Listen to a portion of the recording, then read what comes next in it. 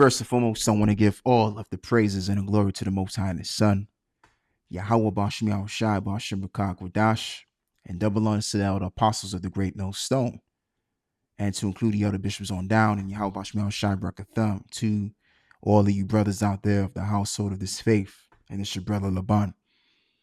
And so what I want to do is I want to get into this interesting topic. As you can see, the article reads from the end time headlines, America continues to fill the cup.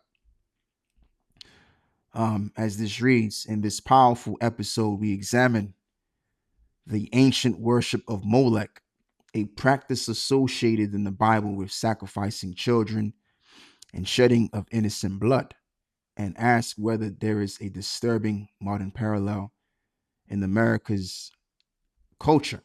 So you know where this was going as I was reading it, right?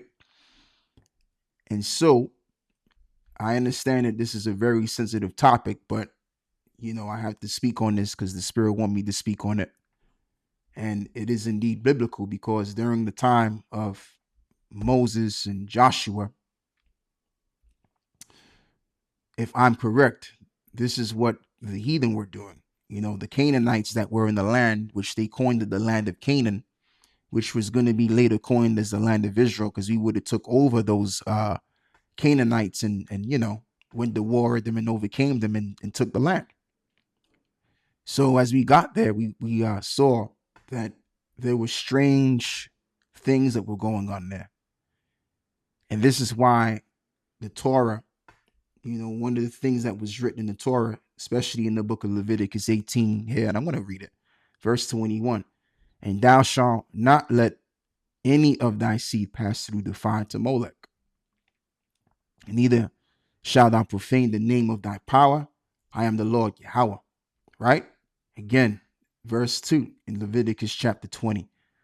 Thou shalt say to the children of Israel, whosoever he be of the children of Israel, or of the strangers that sojourn in Israel, that giveth any of his seed unto Molech, he shall surely be put to death, and the people of the land shall stone him with stones. Why? Because this was led on to murder. This violated the 10 Commandments, where it reads, thou shalt not kill. Okay? Which really, it should be said, thou shalt not murder, when you go into the Hebrew. Right? So yeah, let's read verse 3. And I will set my face against that man, and will cut them off from among his people, because he have given of his seed unto Molech to defile my sanctuary, and to profane my holy name. And this goes into violating the first commandment, which is to not worship any other God besides the Most High. All right. So that's why all of this was wicked. So what America has done, now we're going to get back to the topic. What America has done it's influenced women to do this. And it all goes back to the women's liberation movement. Why this was done. And okay, yeah, prior before this was being had, you've always had Planned Parenthood, because Planned Parenthood was funded by Margaret Sanger in 1916. So you've always had probably women here and there that was, entertaining the idea of, getting rid of their newborn, so to speak. But the women's liberation movement, as I'm saying, is what really skyrocketed this problem, because this led women, right, as it is called, the women's liberation movement, it led them to be free.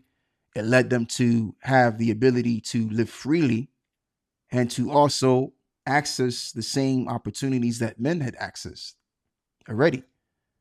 And the whole purpose of this really was to get women to be taxpayers. So the way you tax a larger population, because there's more women than men on the earth, right? What do? You put them in the workforce, and you have them work just as hard as men. And what this does is this destroys families. If you got two parents working, who's going to take care of the children? Oh no, your government's gonna take care of your children. That's why your children have to go to these school systems and they spend long hours in the school systems longer than they spend with their parents. So now who really has all of the authority and the influence over your children? The system does. So this was systematically done. Okay. That's why the women's liberation movement came into effect. And so what I did was now this goes back to my point as well, dealing with this topic of discussion over here, as the article mentions as well, America's modern day Molech. What this also did, and I mean, of course, you've always had women that were irresponsible, with their bodies getting around from man to man. And I mean, come on, I mean, usually children come out of that setting without being planned. So speaking of plan, again, Planned Parenthood, which was funded by Margaret Sanger. And this was just half of the saying. I believe the way she put this was, we don't want word to get out that we want to exterminate the Negro population. And this was the sentiment back then, where it was how can I put it, accessible to share this sentiment against so-called black people. All right, that's the best way I could put it. So this is what she basically brought out. And really what these people were, they were the populationists and also eugenicists too, which the term eugenist just means, or eugenics, excuse me, means the good seed. And it makes all the sense in the world, because the good seed is what? The seed of the promise, which is the nation of Israel. And the so-called Negroes, which they were calling us at the time, were of the tribe of Judah predominantly in America. All right. So they wanted to get rid of us, but they couldn't do it. Now, of course, when you go into the how many babies that were aborted, so to speak, is in the millions, is in the tens of millions from 1973 and onwards. And I'm really referring to just black women alone. All right. A lot of babies have passed on as a result. So they've taken a lot of us out, but there's a lot of us that are still in effect and alive right now. So they couldn't, it was an impossibility, because the thing with Israel is a big nation. And really what it goes back to is the mercies of Yahweh Bashem Yahushua. That's in the book of Lamentations 3 somewhere. I'm not going to go and get it, but the Lord is a merciful power. So he wouldn't allow this to happen anyway. Okay, so what I want to do is I want to go and read this over here. So this is what I typed in. Did abortion rates go up by the 1970s? Yes. Legal abortion rates generally went up during the 1970s. This rise followed major legal changes that made the procedures accessible, shifting previously hidden or illegal procedures into official records. Okay. So that's all I'm going to read right there. So it would have made sense, because then now women, if they wanted to, if they could be more responsible with their bodies, then they had the leverage to do so, because of these movements. And these movements were just there to invigorate the idea that we can be just as free. All right. So now you're gonna have a hell of a lot of people that's gonna be born irresponsibly, that the Lord is gonna have mercy on to live, and then you're gonna have those that are gonna be Planned Parenthood, so to speak. All right. And what this program did, that she founded, it goes all the way back to having them give their credence unto the god of Molech. You understand? And this is why I say America has influenced women to give credence unto Molech without their knowledge, or them being consciously aware of it. Because women at the time, they thought, oh man, this is a good idea. Yeah, we can have the same share opportunity as men. We can work just as men work and everything else. But again, it was done by certain reasons and purposes. And the purposes were to tax women and destroying families as a result. And then also with this being said, this allowed the working class to be stifled economically, which, the working class didn't have no economy. That's why they're known as the working class, because the only thing that they can rely on is their labor. So to keep these people hardly where they're at, more firmly, let me use that word instead, is you bring this in the mix. And with this in the mix, you can what? Create matriarchal societies. Now, I haven't spoken about this in a while. If you set up a matriarchal society, right? If you can convince a nation to create to formulate a matriarchal society, that society or group of people, excuse me, are going to remain poor automatically. Esau doesn't have to go back and update on his technique to keep our people down. As long as you keep the so-called Israelite woman, or the black woman, so to speak, because that's what they are. They're in blackness, so we'll call them for what they are, right? As long as the so-called black woman is in charge of these communities, automatically there ain't going to be no economic progress. Economic progress comes from the house of men. If you read the Holy Scriptures, and you really don't have to read the Scriptures, all you got to do is look at patriarchal families right now, and what you'll find out, these families are pretty much more successful, and they're more ascetic. All right, look at the Arabic world, look at the world of Elam. When I say Elam, I'm talking about the East Indians. Look at how they govern their families, and look at how successful they are to a degree on their level. But if you look at our people haven't gone anywhere economically because of the matriarchal concept. So if you keep this going, automatically, Esau doesn't have to do any other work to keep us down. Now we're keeping ourselves down. And I like what this guy said. I was listening to this cat, and he said something that most Jakes would probably disagree with, but I agree with it because I can see right through what he's saying. He said Esau, and I'm going to say Esau because they're not white. They're really red that the Bible, they're really the red people that the Bible speaks about, which they're Edomites. So he said, these Edomites are no longer the problem for black people. Something along those lines, he said. He said that we're our own problem.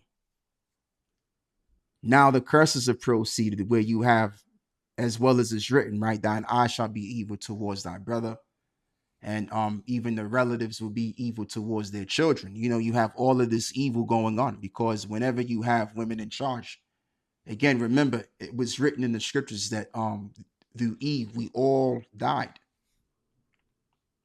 Remember that. So if you had a woman in charge, guess what? Just by her being in charge of being a leader, she's going to destroy the whole community. She's going to destroy her family because she's not meant to do that. She's meant to nurture and or to nourish the seed, not to lead the seed. That's why they don't have the ability to discipline their children and to maintain the households properly. And that's okay because, again, we're all made to serve different purposes. All right. The men were the Most High constructed the men to lead because the men would have the understanding of maintaining, building a household. Why you think you have construction? What is it? Construction jobs that are had with men. Why is it that you don't see a bulk of women, constructing buildings and various forms of infrastructure? Because this is not in their biological setting to do that. It's in men's biological setting to build infrastructure. So if a man can build infrastructures as they're supposed to, wouldn't they apply that same concept with their families and their communities? You got that right. So that's why you had back prior before the 1940s, before the Second World War, when it was only men to be involved in matters concerning ownership and other privileges that women couldn't get into at the time. Around these times, so-called black men were able to what? Bring economic progress. This is why you had in America, you had what was called Black Wall Street, as they like to pinpoint Tulsa, Oklahoma as the only city. No, you had a multitude of Black Wall Streets all over the United States of America. That was the way of life at the time. As a nation, you had your own economy. So you can be what? Self-sufficient. So you can be strong. But when you take that out of the equation and you put the female attribute or the feminine attribute into the mix, guess what? Now you create weak, frail, insufficient families, and therefore the same with your entire community. All right. So that's the thing. So if things stay the same and you don't change the black woman from getting from that position, guess what? There ain't going to be no progress in the so-called black community. All right, because it's not for women to really be doing these things. Now, can women be successful business people? Yes, they can. Yes, they can, and they are there are so-called successful business women. Let's just get real. But when you really check it, that's not really their office. Their office is to be in business under their man, and the man is the business. That's the way it's supposed to be. All right. And when you check it, usually women that are successful tend to be the most miserable. They tend to be the less fulfilled. Now they have all of these things. They have the ability to buy these nice homes and these cars, but they don't like the idea of paying for these things because it gives them this sense of being irresponsible. And the idea of being responsible to them is a masculine thing, which they're absolutely right about that. All right. It would be best if they came into a man's life that's already established that can pay all of the bills, pay all of the car notes and what have you. They rather deal with a man that can bear all of those responsibilities rather than that, because they're not supposed to be in the position of leadership to begin with. So now everyone's miserable. Okay, the men are miserable because of this devil, and they're miserable. They're twice as miserable. And that's why no wonder, no matter what you do with these women, you just can't make them happy. Why? Because a lot of these women are not in their lot. Case in point, if you take a lion out of the jungle, out of his habitat, is he going to be a happy-go-figured lion in some fucking zoo where people are looking at him like he's just for entertainment? No, he's not. All right. He's going to be upset. So it's the same thing with women and as well as with men, but primarily we focusing on these women. That explains why these women are not happy. Now you got to go back prior before, this program came in effect, which was funded by one of the Rockefellers, the Rockefeller Foundation, I believe it is, if I'm correct. Women were more happier. Why? Because they were in hot.